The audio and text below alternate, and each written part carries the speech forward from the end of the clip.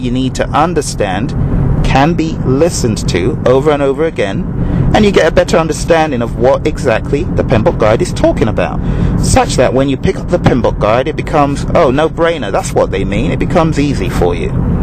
So if you find yourself not having the time to study, you probably want to consider the PMBOK Guide Audio Digest, PMP flashcards, or any of our other audio materials. We've got so many audio CDs that you can pick up from our website.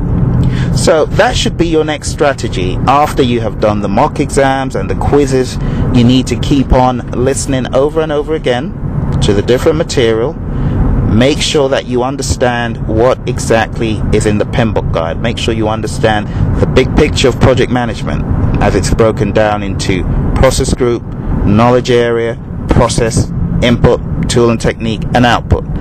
If you open up any of the pages in the PMBOK guide that have got those figure-1s, I call them, figure-1, like 4-1, 5-1, 6-1, 7-1, all the way to 12-1, if you look at any of those figures and you find out that you don't understand anything itemized there, be it a tool, technique, input, or output, then you need to go back to the drawing board. Take it really seriously. Ask yourself, why don't I understand what this means? What does it mean? Open up the PMBOK guide and read what each input, tool, and technique and output is at a high level. Now, in our PMBOK Guide Audio Digest workbook, because it comes with a workbook, at the back we have itemized the different inputs, tools, and techniques and outputs in a tabular format.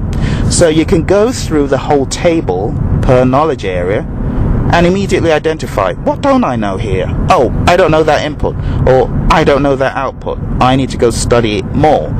Looking at these things in a tabular fashion, as opposed to in the figure format, which is also good, is something that I've found my students prefer. They like to look at tables and they can immediately identify what they know and what they don't know. So if you don't know a particular input, tool, technique, output, go read it. That should be part of your study strategy. So, at a high level, just to recap what we've talked about so far, 13 days of studying. Alright?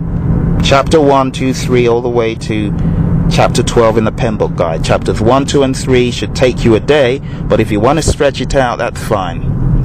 13 days maximum, you should be done with the PMP exam syllabus. Now, to take it a step further, the next thing you want to do is ensure that the PMBOK guide is baked into that. Ensure that you maximize your study time by listening to audio materials, such as the ones we offer. If you are a project manager on the move, you've got a daily commute, bake that into your study time. It will help reinforce what you already know, and it will expose some things that you don't know. The next thing that you want to do after studying to the max is take as many mock exams as you can. There's so many mock exams out there in addition to ours. There are other tests and quizzes that you should do. Any quiz that you can take it, because it's only going to help reinforce your knowledge, your understanding, and the basic principles of project management that you need to know for the exam.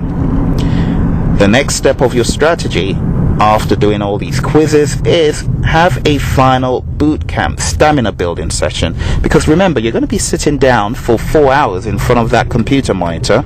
You need to build up your stamina, so you need to build speed, accuracy, and stamina. Alright, now you can take breaks on the real exam. If you want to stand up, get away from the PC monitor, walk around, that's fine, but your time's still ticking. So the best thing to do is build up your stamina. After your stamina has been built up, by then you would probably have received the confirmation from the PMI that you're good to go on the exam, meaning you can take the exam. They would have looked over your application, and if you're audited, even if you're audited, bake that in to this schedule within 14 or 15 days. You know, if at the moment you're done with your 35 contact hour course, you submit your application. By the time you get done with this 13-day cycle, which should extend to about 20 days if you bake in the different mock exams and the other study materials that we suggest, at the end of 20 days maximum, you should be done studying. You should be done getting your application confirmation back. You should be done logging onto the Prometric Center and scheduling your exam. So within 20 days maximum, anyone who is really absolutely serious and needs to get this thing done quickly will get the PMP exam sorted. But you have to have a strategy in mind. Do not be without a strategy.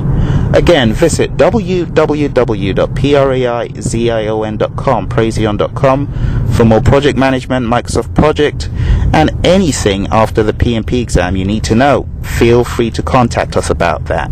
Life After the PMP Exam is a great CD for project managers who have recently gotten certified.